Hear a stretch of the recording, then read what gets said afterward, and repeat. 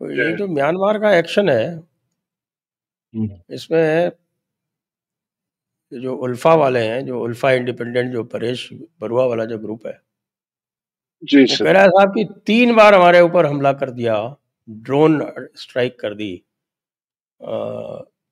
Indian army ने, और Indian army कह रही है कि साहब हमने तो कुछ भी नहीं किया। तो मैं आपसे जानना चाहता हूं कि ये क्या रणनीति है। और डेस्क पे कहूँगा कि 1 मिनट जरा थोड़ा सा ये दिखा दें मेरे को, यहाँ पे शेयर कर दें स्क्रीन, जो मैप है उसको, मैप को थोड़ा सा शेयर कर दें तो मैं दर्शकों को कुछ बता देता हूँ। ये देखिए, ये मैप है, और इस मैप में ये जो यहाँ पर ये चोंच से निकली हुई ये सगैंग जो क्षेत्र है, ये सगैंग, और ये काचिन है जिसमें इधर राइट साइड में चाइना बॉर्डर है और इसके इधर लेफ्ट साइड में भारत का बॉर्डर है। तो ये जो यहाँ पर एक पांगसू पास है, जहाँ आप देख रहे हैं कि मेरा ये जो कर्सर जहाँ पर है, बस इसी के पास यहाँ इनका कैंप है। ये पुरानी जो रोड जाती है मांडे को यहाँ से, तो उसी पर यहाँ पर 3 बार आक्रमण किया गया है। तो सर आप थोड़ा हमें समझाएं। देखिए, ये 500 जो इलाका जो है, ये आप देखेंगे तो जो it is on the eastern most part of India, ठीक है ना। इसके आगे ये तिरप कॉरिडोर, विजयनगर, ये सेलेंट है।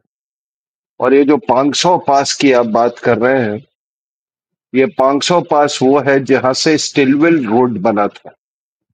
आपके दर्शकों को बता दें कि जी, सेकेंड वर्ल्ड वॉर के समय ईस्टर्न ये एक स्टिलवेल रोड बना था, अमेरिकन ने बनाया था टू कनेक्ट इंडिया विथ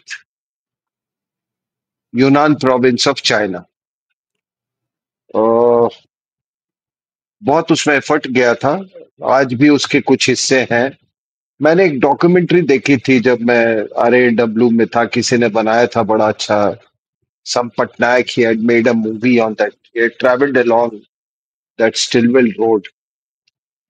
तो वो इलाका है, और ये इलाका जो है, इसमें आपके बहुत सारे इंसर्जेंट ग्रुप्स को वहां पे सेफ हेवन्स मिला है। सब मिलके वहां काम करते हैं, जैसे उल्फा हुआ, NSCN-K हुआ, ये रेवोल्यूशनरी पीपल्स फ्रंट जो हुआ, ये मणिपुर की, वो सारे वहां मिल के काम करते हैं, ट्रेनिंग करते हैं इत्यादि, सेफ हेवन्स है। और कई कारण है वहां पर। पहले इनका रवैया कुछ और होता था म्यांमार आर्मी का। हम लोग जब इसके साथ जुड़े हुए थे तो वो कहते थे कि भाई साहब, ये ना आप लोग ना, ये इसको जॉइंट ऑपरेशंस मत बोलना, 1 मिनट में स्टिलवेल रोड आप जो बता रहे हैं, वो स्टिलवेल रोड थोड़ा सा मैप पे दिखा देता हूँ दर्शकों को। तो जरा डेस्क से थोड़ा सा शेयर कीजिए जरा मैप। तो एक बार ये जो पांगशाऊ पास जो है और ये जो स्टिलवेल रोड है, ये यहाँ पर मैं आप दर्शकों को दिखा रहा हूँ। तो ये देखिए, ये है, ये देखिए, ये है पांगशाऊ, ये पांगशाऊ पास है। और इसको थोड़ा सा हम ये पांगशाऊ पास देख रहे हैं। ये पांगशाऊ पास को, ये जो रोड कहाँ से जाती है, देखिए, ये है यहीं पर डिगबोई की तरफ से ये आती है। थोड़ा सा ये रहा डिगबोई। डिगबोई कहाँ है? ये तिनसुकिया के पास है। इसको मैं थोड़ा सा जूम आउट करता हूँ। ये रहा तिनसुकिया। ये यहाँ पर ये है पांगशाऊ पास।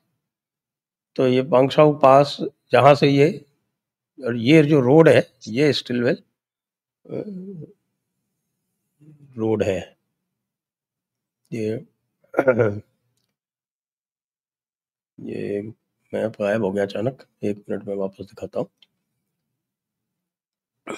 जी, तो ये जो रोड जा रही है, ये जिस पे ये 315 लिखा हुआ है, ये होती हुई ये डिगबोई, ये तिनसुकिया से डिगबोई होते हुए ये स्टिलवेल रोड है, और ये इधर जाके फिर और आगे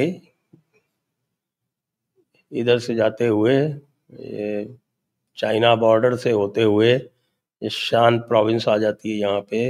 ये शान प्रोविंस के इधर से जाते हुए ये मांडले पहुँचती है। ये लंबा रूट था पहले, और मैंने अभी एक वो किया था और उसमें बताया भी था कि आप ये जो हेलेन है, इनकी फैमिली रंगून में रहा करती थी, और जब जापानीज ने यहाँ पर आक्रमण किया तो ये इसी रूट से, इसी स्टिलवेल रोड से इनकी फैमिली जो थी वो भारत में आई थी, और उसके बाद फिर ये यहाँ वहाँ से कलकत्ता गई थी, और उनके पूरे जीवन में वृत्तांत में यही आता है कि साहब बड़ी मुश्किल से बच के इसी स्टिलवेल रोड से ही लोग आए थे। जी प्लीज कंटिन्यू। हाँ, तो मैं कह रहा था कि उस समय जो अमेरिकन सप्लाई रूट एक बनाया था इंडिया और उसके बीच में।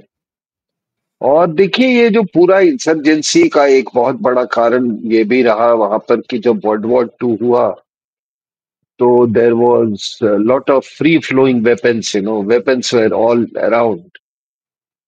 तो वहां से फिर वो मिलिटराइजेशन ऑफ सोसाइटी भी हुआ सेकेंड वर्ल्ड वॉर के कारण।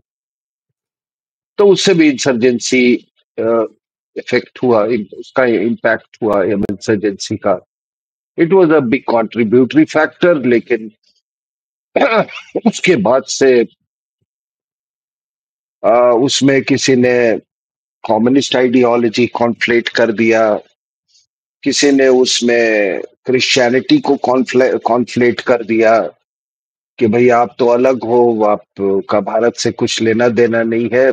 जितने तरह के सेपरेटिस्ट डिस्कोर्स नैरेटिव चलाए जा सकते थे वहां पर उसको सींचा गया, कल्टीवेट किया गया। लेकिन बाद में क्या हुआ है कि धीरे धीरे धीरे आपने तो देखा, मिजोरम में था इंसर्जेंसी, उसको हमने डील किया। एनएससीएन में हमने जो आई एम ग्रुप था, आइजैक और मूवा, उसके साथ समझौता किया।